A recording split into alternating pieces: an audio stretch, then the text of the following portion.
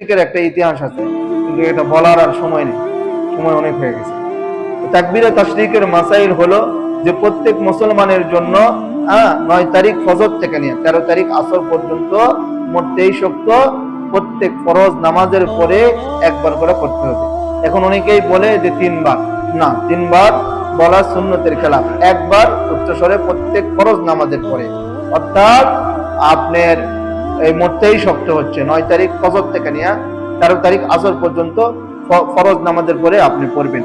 এখন যদি মাসবুক ব্যক্তি হয়, আপনি ইমামের সঙ্গে আসা 2 রাকাত নামাজ পাইলেন না, পরে পরে নামাজ শেষ করে আপনি কি করবেন, পড়ে নেবেন। আপনি যদি এটা ইচ্ছাকৃত তরফ করেন তাহলে এটা কবিরা গুনাহ হবে।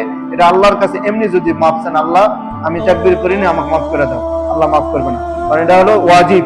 সেক্ষেত্রে আপনাকে তাওবা করে আল্লাহর কাছে কি করতে হবে, মাফ চাইতে হবে। কিন্তু তাকবীরে তাশরিকের কোনো কাজা নাই, আপনি পড়তে পারেন নাই, এটার কোনো কাজা নাই। আবার আপনার পূর্বের নামাজ যদি এই তাকবীরে তাশরিকের মধ্যে পড়া থাকেন, সেক্ষেত্রে আপনার তাকবীরে তাশরিক কি করতে হবে না, পড়তে হবে না।